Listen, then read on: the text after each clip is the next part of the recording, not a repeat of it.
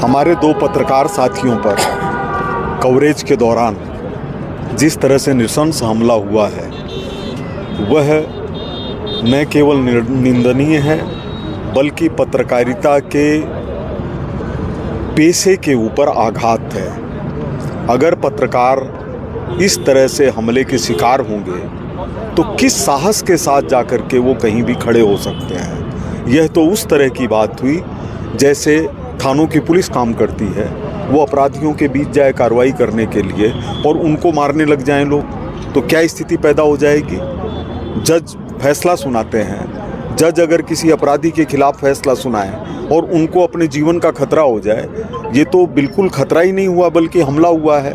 और मुझे नहीं लगता कि इस तरह की कोई कार्रवाई भीड़ के द्वारा और आक्रामक भीड़ के द्वारा, उद्वेलित भीड़ के द्वारा, अपराधी भीड़ के द्वारा इससे पहले राजस्थान में कभी घटी हो।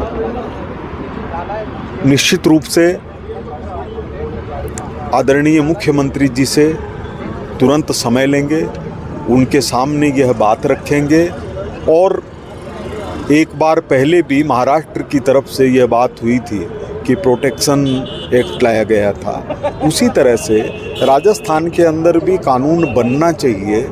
ये पिछले विधानसभा के अंदर भी ये सवाल उठाया गया था और वापस इसको परिश्रम करके लोगों को साथ जोड़कर इसको करवाने की कोशिश करेंगे। गोपाल जी, आप खुद पेशे से पत्रकार हैं, यूपी में भी बीजेपी सरकार है, वहाँ में भी पत्रकार आए दिन पिट रहे हैं और राजस्थान में प्रदेश सरकार तो बीजेपी की सत्ता में है, यहाँ भी पत्रकार पिटे हैं, तो आप क्या कहेंगे जो बीजेपी पिटवा रही है दोनों को? नहीं, ये कहना विषय का सरलीकरण है।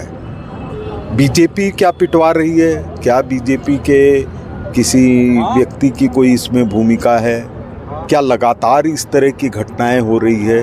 हमको घटनाओं के लगातार होने से ज़्यादा चिंता इस बात की है कि यह एक ऐसा पेशा है जिसके ऊपर अटैक कैसे हो सकता है, और अगर किसी ने किया है तो उनके ऊपर इतनी पुख्ता कार्रवाई करनी चाहिए कि वो आगे से भयभीत हों, उनको लगे कि इसके बाद में बचने की कोई भी गुंजाइश नहीं है, कोई भी प्रभाव, किसी भी तरह की शक्ति उनको बचा नहीं सके। और इसके लिए पूरी आपको मैं बताऊं कि भारतीय जनता पार्टी जिस विरासत पर खड़ी है उसमें पंडित दीनदयाल उपाध्याय पत्रकार थे, श्री अटल बिहारी वाजपेयी पत्रकार थे, श्री लालकृष्ण आडवाणी पत्रकार थे। तो इस तो पार्टी की रचना में ही पत्रकारों का प्रमुख स्थान है। तो इसलिए बात पुरजोर स्वरों में उठाएंगे और सरकार साथ रहेगी और इन पर कार्रवाई सुनिश्चित करेंगे।